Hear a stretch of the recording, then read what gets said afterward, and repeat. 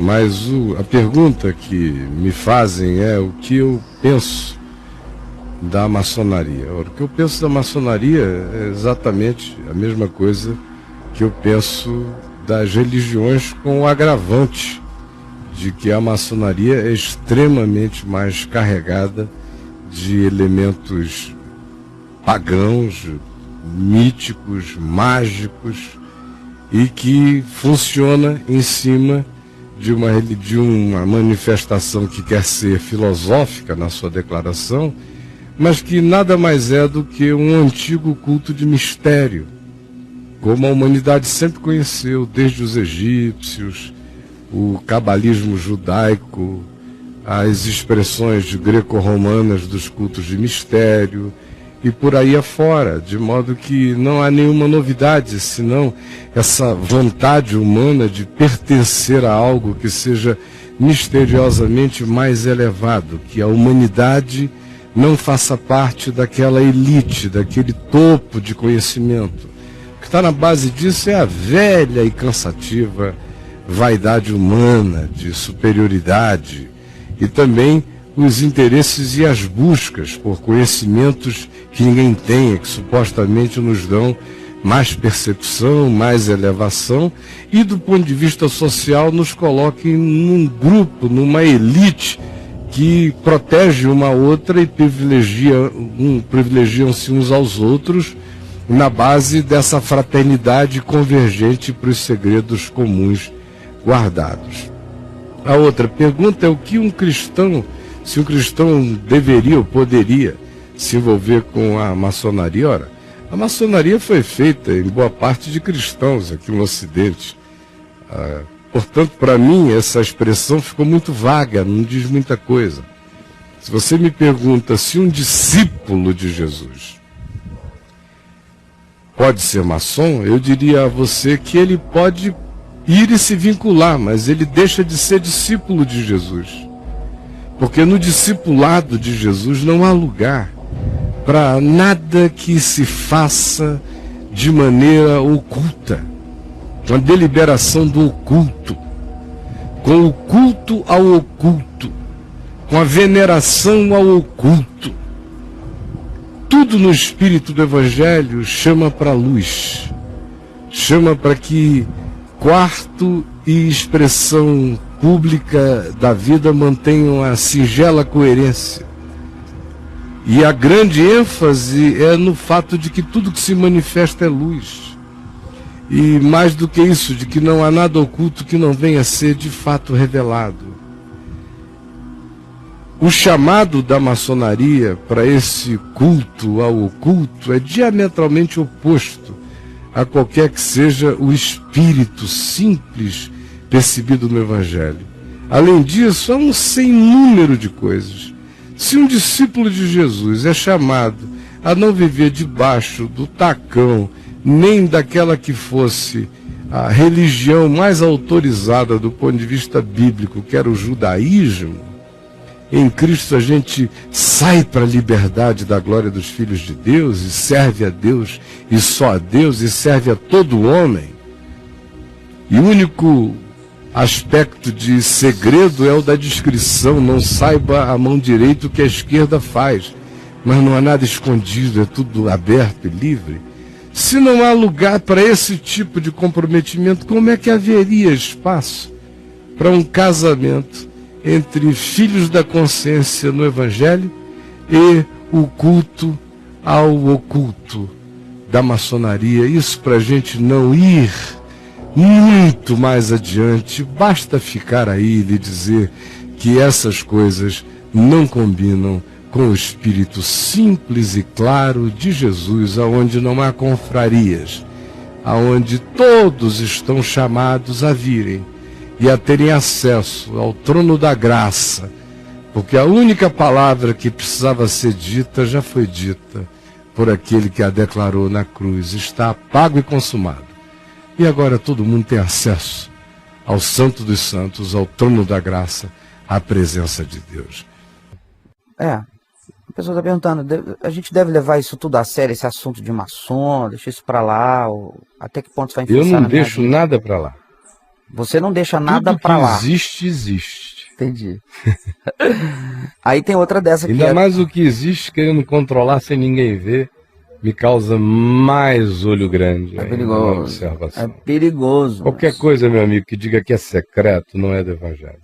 É. No Evangelho, Jesus diz, não há nada oculto senão para ser revelado.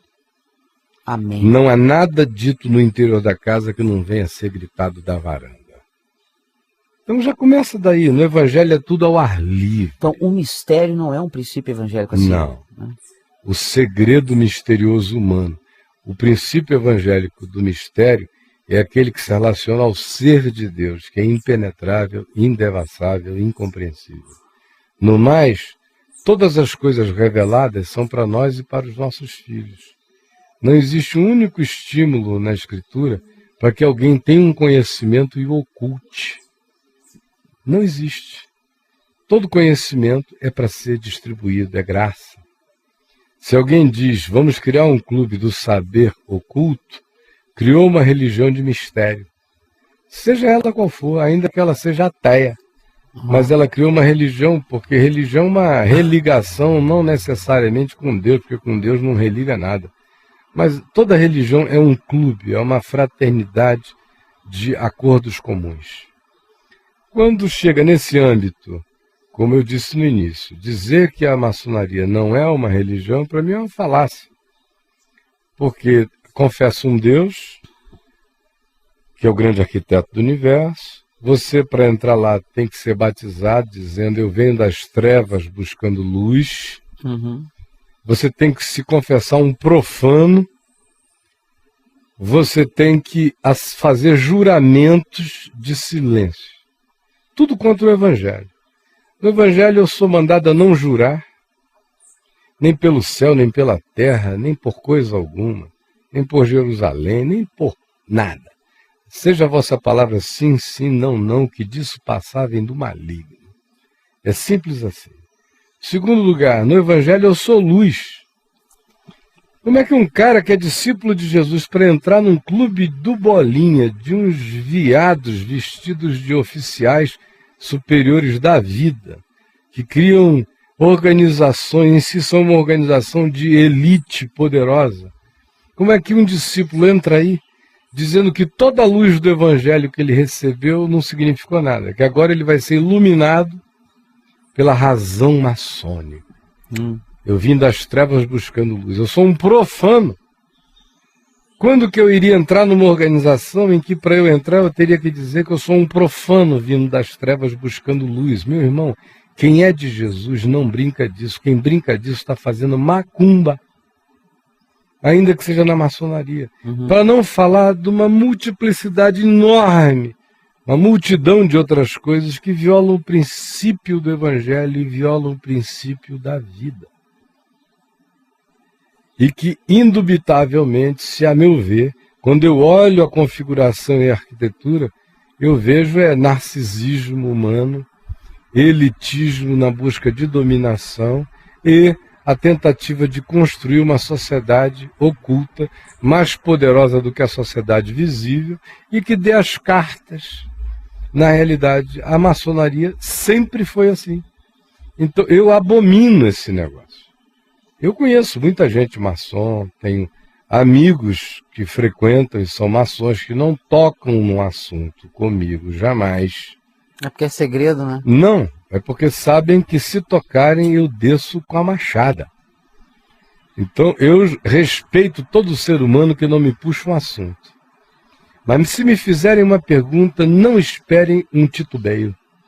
Tu vai partir para as Cara, cabeças. eu não quero saber, eu morro, mas eu vou te falar o que eu penso. Como eles sabem que eu sou assim, não me perguntam.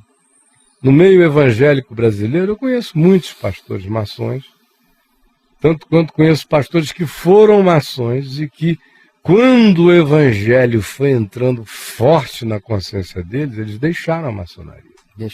Deixaram. Agora, mesmo os que deixam, como um dia fizeram parte, eles saem, nunca mais vão comunicando devagar a saída.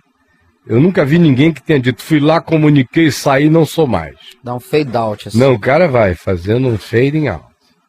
Com certeza. Devagarinho. Vai. E depois de um tempo, alguns me disseram, olha, de fato, eu era, mas o evangelho foi entrando em mim forte, consciência do reino foi tomando conta de mim, eu vi que era totalmente incompatível e fui saindo, hoje eu estou fora já há 20 anos.